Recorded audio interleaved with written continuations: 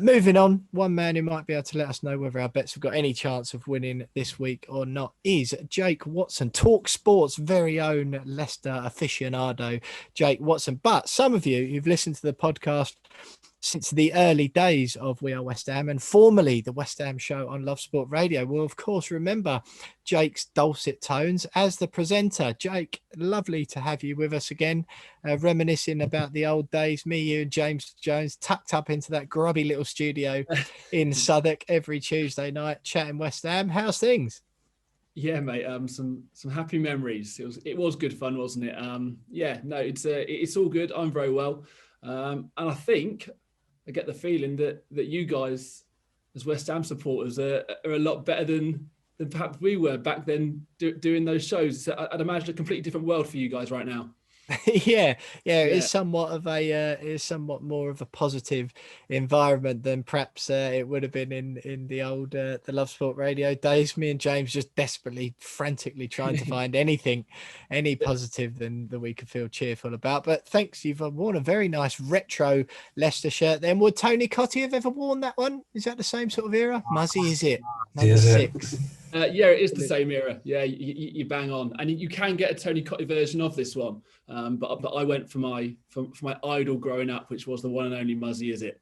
Muzzy, is it? What a legend. Well, look, Jake, as far as on-pitch matters go, Leicester third, West Ham just one place behind, breathing down your necks, 4 points behind, though. You don't look particularly nervous, mate. Are you concerned at all about the weekend's game? Yeah, I am. Well, am I concerned? I wouldn't necessarily say concerned, but look, there's no escaping. This is an absolutely huge game, and I'd suggest more so for Leicester than West Ham, in the sense of I genuinely think this is a make or break game for Leicester, in the sense that if we beat West Ham on Sunday, I think we're there.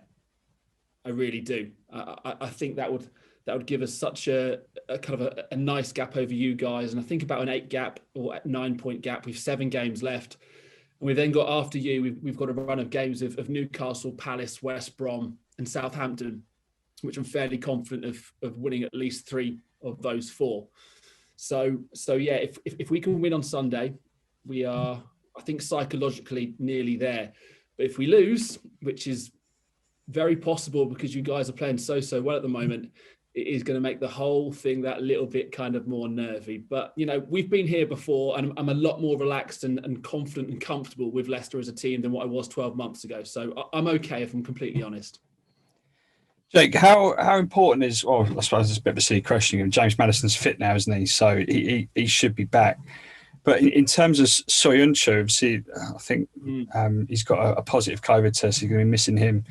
Does that concern you a little bit, in that you haven't got, the commanding centre-back that he is, sort of there to protect you against the likes of West Ham's attacking geniuses like, Fornals and Lingard and all the rest of it?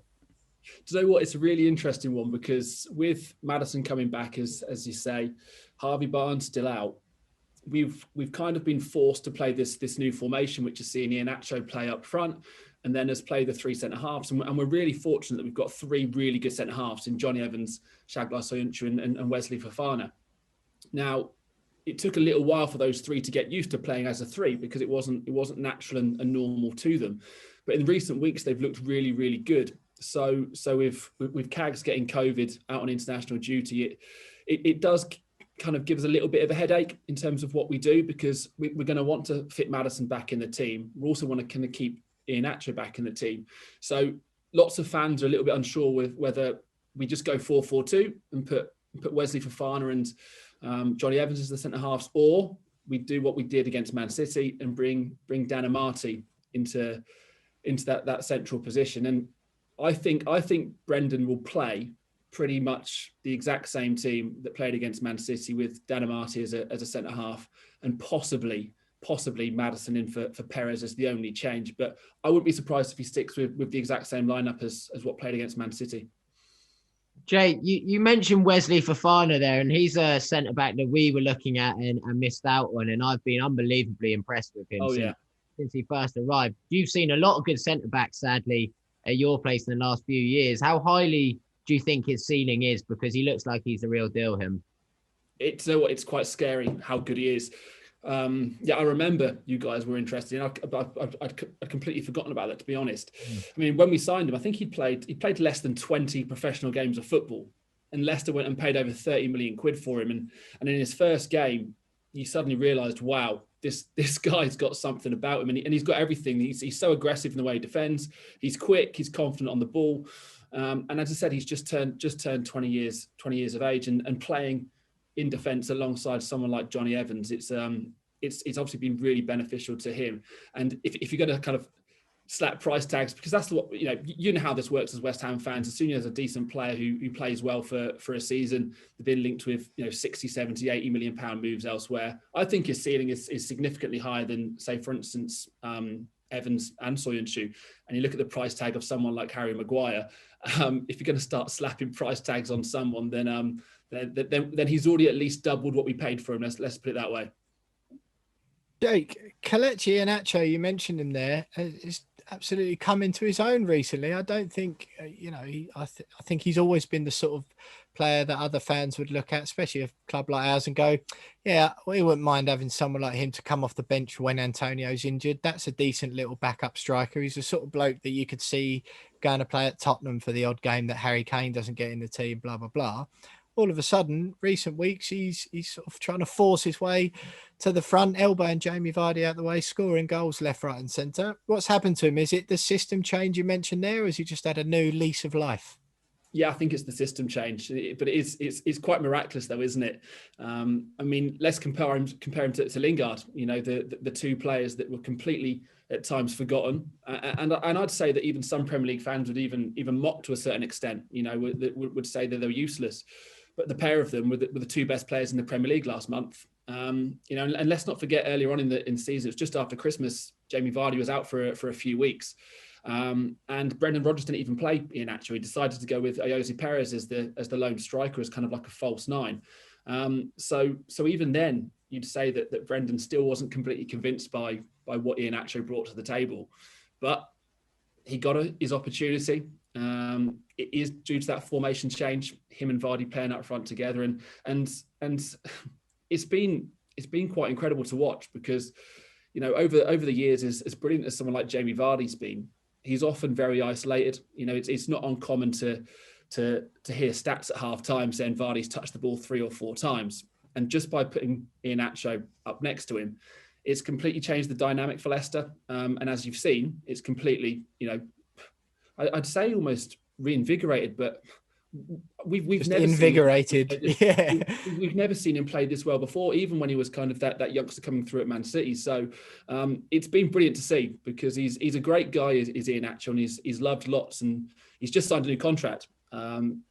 Just off the back really of this incredible run. So clearly people like him, and clearly people rate him. But I think even Brendan would be lying if he said that he knew that he had this kind of form in him. Yeah. No, I saw his interview a couple of weeks ago after the hat-trick he scored. Really emotional, and it's good to see stuff like that. But Jake, the West Ham Leicester Sunday 11th of April, 2:05 kickoff, one of those weird ones.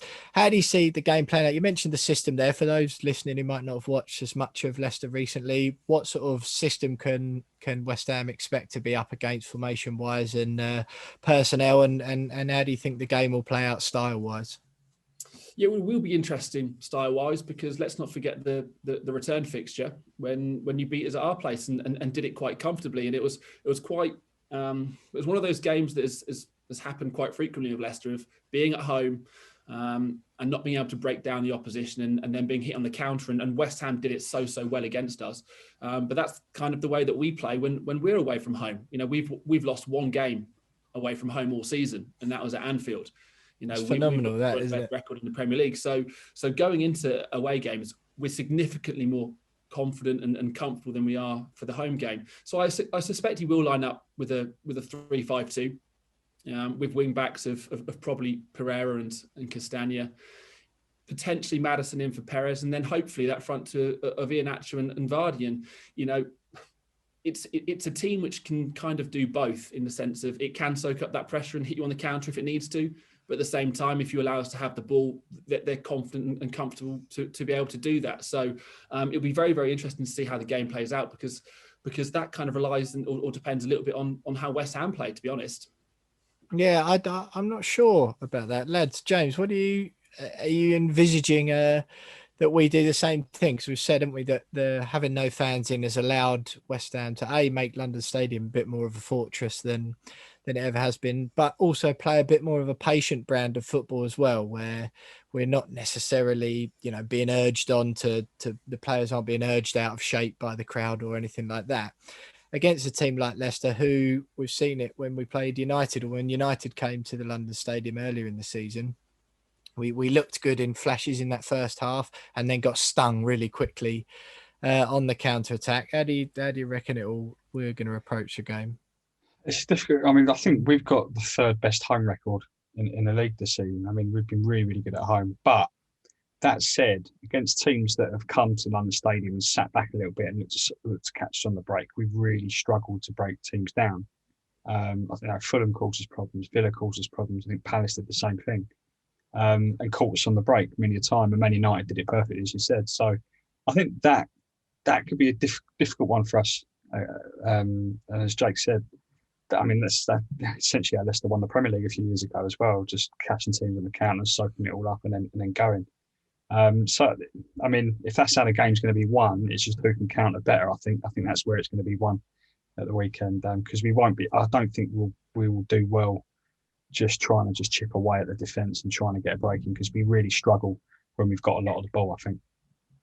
Yeah, I do worry, Tom, about having Jared Bowen, if it looks like he's playing up front instead of Antonio against the three at the back system. You do worry whether our attacking threat will be quite easily nullified, and then if you're relying on Souček and Noble's legs in the middle to carry the team forward on those counter attacks that we're going to rely on, you do worry whether it could end up being one of those where neither team really wants the ball that much, and it ends up as a stale 1-1 or something like that. Yeah, exactly. And I think that not plays into our hands. No Rice is obviously the worst thing that could have happened to this football team, but it does mean that we won't be able to control possession in that game. No chance.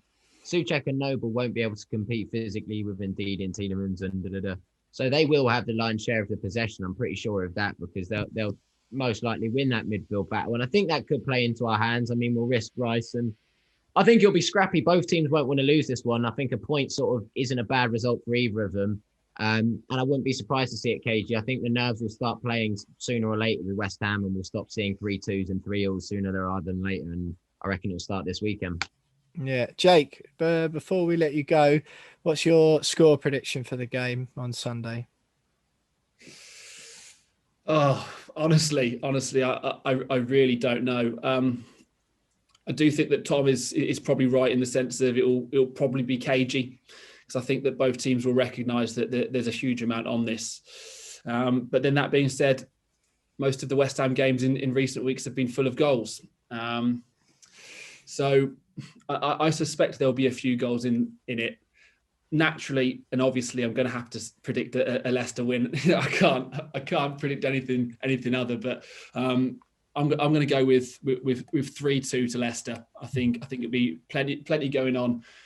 Maybe Leicester to take a 3-1 lead and then make it very, very nervy, just like we all like to do late on in that game. But hopefully, just about hold on. Absolutely. Well, 3-2 to Leicester from Jake there. James, I know last week when I was off, the Matt from the Wolves fan cast, he went for a draw, didn't he? And we ended up thrashing them. So we have had quite a few opponents predict their team are going to win this season, and then we go and turn them over. So not too concerned about that from Jake. But what are you saying, James? As I said, I'm a little bit worried about it. But I do agree with Tom that I think a point probably suits both teams. But it wouldn't be the worst result for both teams. So I'm going to go for a 1-0. I'll be happy with that. 1-0. Yeah, that sort of echoes my sentiments. Tom, what are you saying score-wise? Yeah, I'm going to blindly follow my bet, and everything I said went out the window. So I'm going 2-1 West Ham, Noble last-minute bicycle kick. Bicycle kick. Yeah. I can maybe see Noble going from the spot, but I don't know. I still think there's a 0-0 round the corner for some reason. I know we seem wild and ready to score and let them in recently. But yeah, so just I do fancy a 1-1, James, as well. But just to be different, I'll go for 0-0. Well, look, Jake, wonderful to have you back with us again. Just a shame you're not that we're not all in person and you're not sitting across the table from me and Jonesy trying to scrape some positives to make an hour of radio like we were before. But yeah, wonderful to have you with us. Thanks for wearing your Muzzy Is It shirt. We'll call it a Tony Cotty one. And yeah, fingers crossed that both of our teams can finish in the Champions League places this season. What an upset turn up for the book that would be, eh? Yeah, well, absolutely. I was just going to say, you know, Leicester the last couple of seasons and a few years back managed to do it. It is very, very rarely done, as we know. The teams outside that big six managed to get in the top four. I think it would be absolutely brilliant if Leicester and West Ham managed to finish in that top four this season to kind of really shake things up. And yeah, it'd be great to see us both in the Champions League when it next season.